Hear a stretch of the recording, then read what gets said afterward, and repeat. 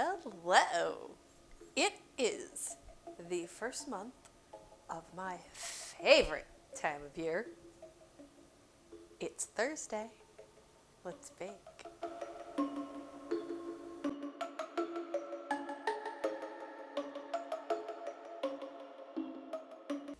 So, Halloween, one of my favorite holidays. One. It's a tie between like my most favorite holiday, between like Thanksgiving and Groundhog Day. True story. Absolutely true story. I love decorating for Halloween. I love handing out candy. I like dressing up. I like doing weird things with my makeup, like using eyeshadow as contour so that, that's awesome. And it also matches my nails. Anyway, I also love a good ghost story or two. So today, let's make a recipe that I found online for Krampus Ember cookies. And the first person that says Krampus is Christmas, I'm gonna block you. I mean it. I don't care. They're fun. They look cool. And they were the inspiration for my makeup look. Anyway, let's talk about haunted Alcatraz.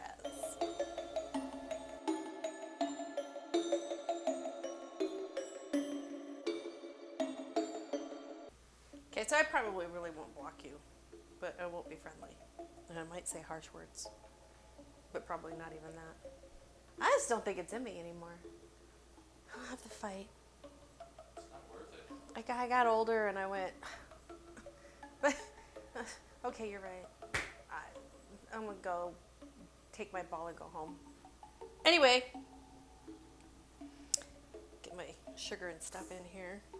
We are all familiar with Alcatraz, the rock, the inescapable prison. Alcatraz, if you don't know, is located in the San Francisco Bay. It served as a prison for the worst of the worst criminals, those guys deemed to be too dangerous and unable to be rehabilitated. Good times. Some of the most famous inmates of the Rock include Al Capone, who made his millions selling illegal alcohol during the Prohibition era in America in the 1920s. Good times. It is said that he made at that time $60 million a year in the 20s. How much would that be today? More than 60 million. Anyway, it is said that he would wear double-breasted suits, and his 1928 Cadillac Town sedan was protected by 3,000 pounds of steel armor and bulletproof glass. The government, not a fan of Al Capone, although I did read somewhere that people at that time kind of viewed him as a modern-day Robin Hood because he would take from the rich and give to the poor. Whatever. The government, they didn't like that much. They suspected him of hiring hitmen to kill his enemies. And in fact, the St. Valentine's Day Massacre on February 14th, 1929 was said to have been orchestrated by Al Capone. Authorities had no proof that he was up to anything illegal or nefarious. But, stop me if you've heard this, they arrested him for, tax evasion. That's how he got busted. He was initially sent to the Atlanta penitentiary where he was able to bribe guards and public officials and receive special treatment. It didn't last too much longer once they found out what he was doing, and then he got shipped off to the Rock, and the party was like super over. He wasn't famous anymore. He didn't get special treatment anymore. So Oddly enough, he played the banjo in the prison band, worked in the laundry room in the library, and is quoted as saying, "Alcatraz has got me licked."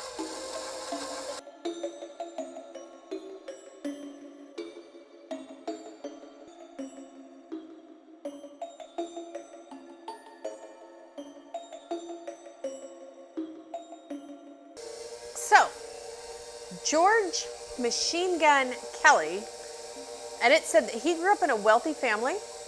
He attended college. Big deal, right? Rumor was that it was his wife, Catherine, who pushed him into a life of crime by buying him his first machine gun and introducing him to notorious gangsters. He robbed banks, and according to the FBI, was, quote, an expert machine gunner. It was when he would kidnap a wealthy oil tycoon and get caught that he was sent to Leavenworth. He boasted there that he would break him and his wife out of prison in time for Christmas. Yeah, this got him sent to Alcatraz. He wasn't busting out anywhere. Said that he was a model prisoner until his release at Alcatraz, serving as an altar boy and working in the laundry room. Excellent. James Whitey Bulger. He was first convicted of armed robbery and was sent to Atlanta Penitentiary, where, according to one story, he volunteered to be a part of MK Ultra. It was probably for the LSD and other drugs. He wasn't really bright, though, because he was planning an escape, and they found out about it. And so in 1959, they shipped his little gangster butt over to Alcatraz. But it said that he actually enjoyed it there. In fact, in a letter to the Alcatraz historian Michael Esslinger, Bulger would write, quote, "If I could choose my epitaph on my tombstone, it would be, I'd rather be in Alcatraz." When Alcatraz was closed in 1962, Bulger would be transferred back to Leavenworth to serve out the remainder of his term. He was released in 1965. He returned to South Boston and just kind of started back up with his gangster ways.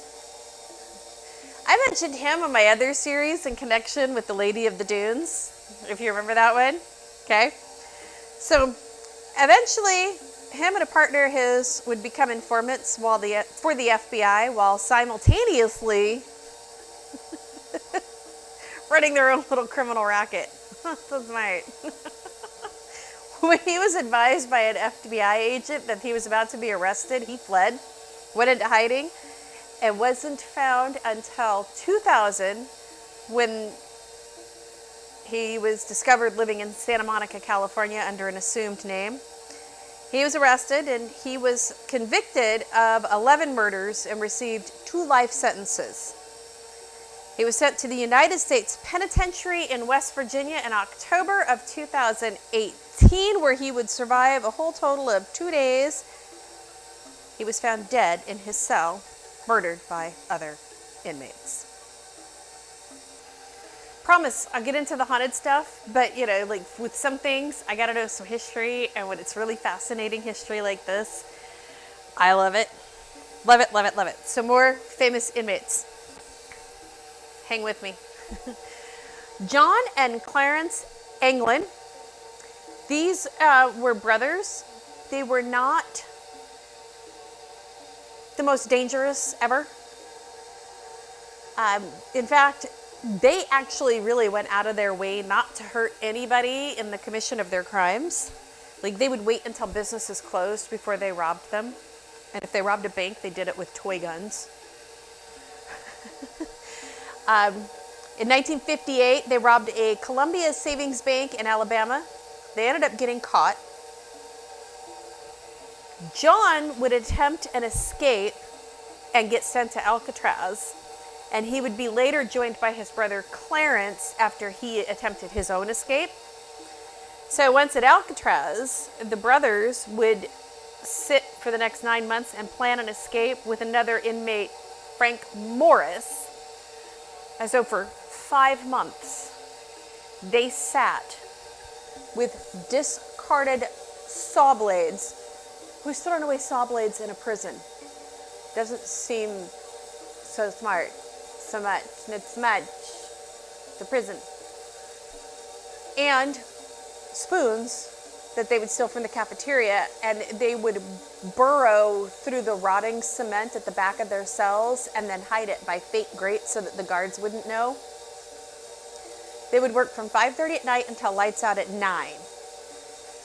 They managed to steal 50 raincoats, and they built a raft by sewing them together and then sealing them with the steam pipes that were below their cells.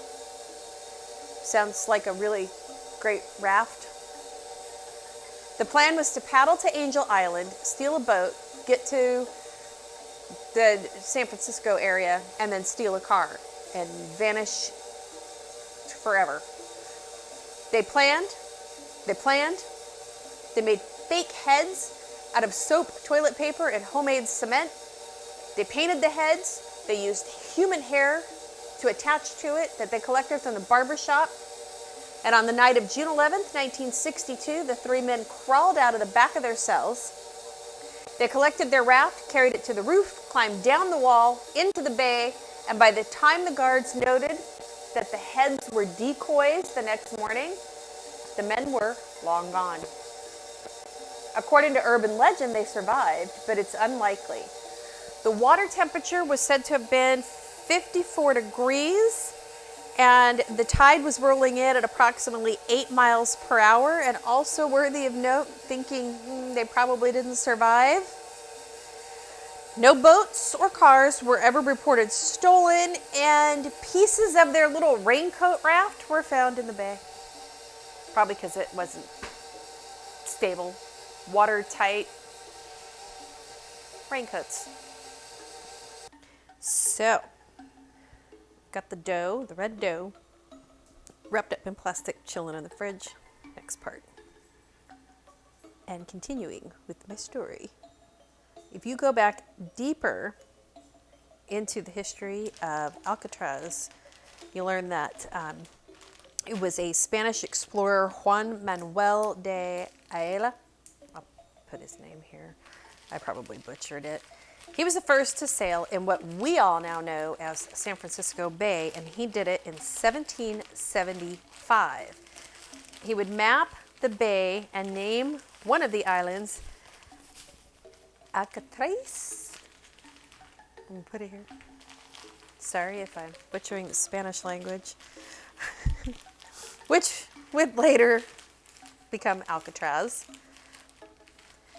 A presidential order in 1850 would set aside the island for possible use as a U.S. military reservation, and the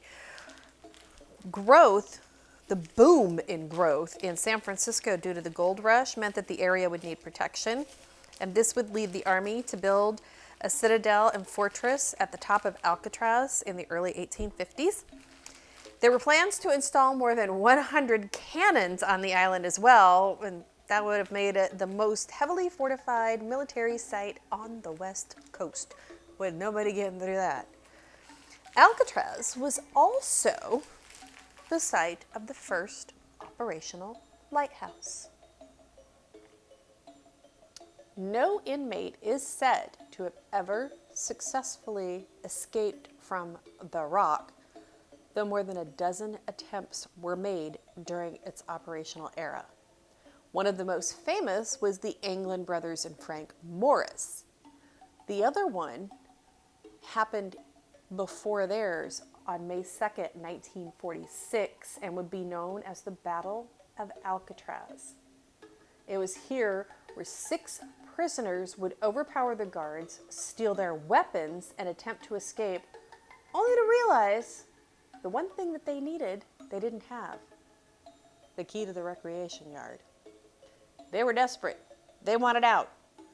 They took captives. They started shooting.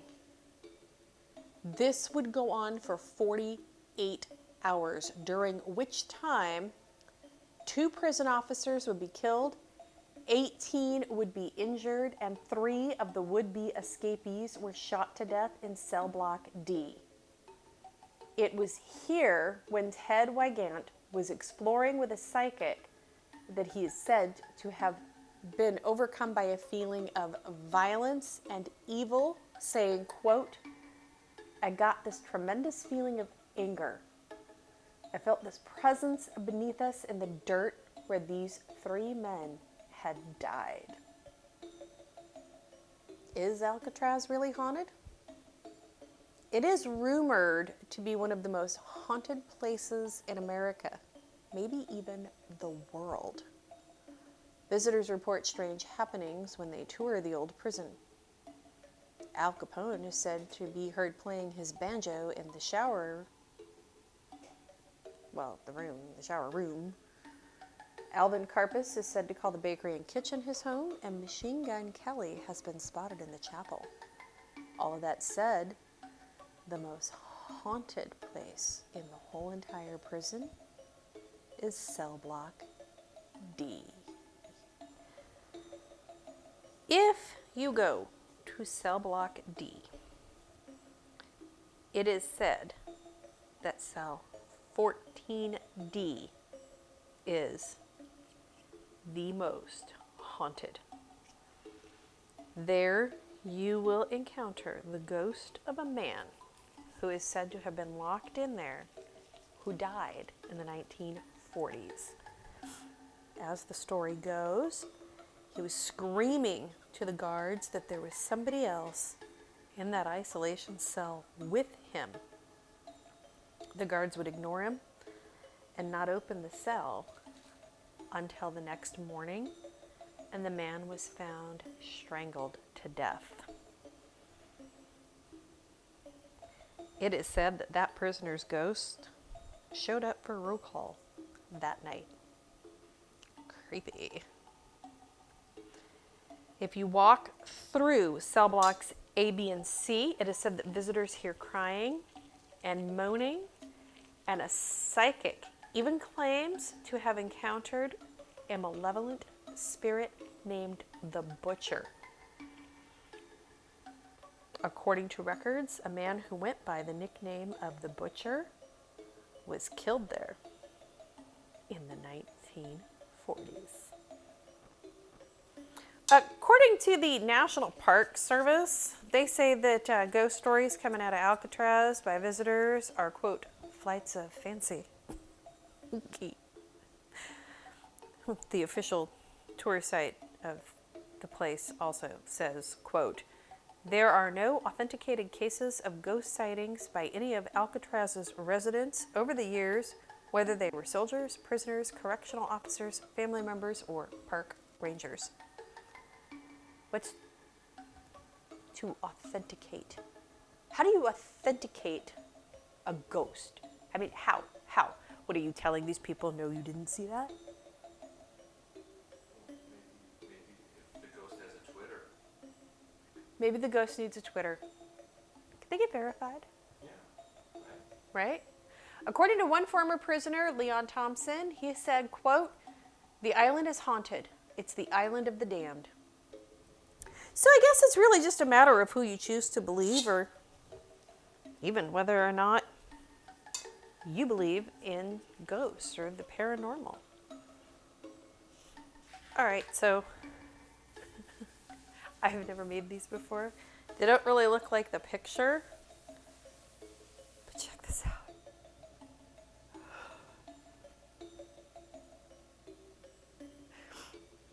And even down here, so it looked gray, but they said they would turn black when you baked them. And they match my lips, and my eyes, kind of my cheeks, definitely my fingernails.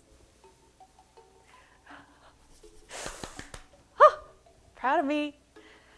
Spent a lot of time in the kitchen. It's the first time I've ever worked with gel food coloring, so that was fun. You don't need as much. So, what are your thoughts about Alcatraz? Do you think it's really haunted? I have to say that a place with that much history, dating back as far as it does. A place of violence, a place of death. The long history of the island itself. I think it's possible. I think it's very, very possible that some pretty serious haunting could be afoot at Alcatraz. Got any crazy stories that you want to share in the comments? Ghosts that you might have seen? Things that you might have experienced? It's Spooky Month. Let's share. Got a recipe you'd like to see me make in the future? Leave it down in the comments and let me know.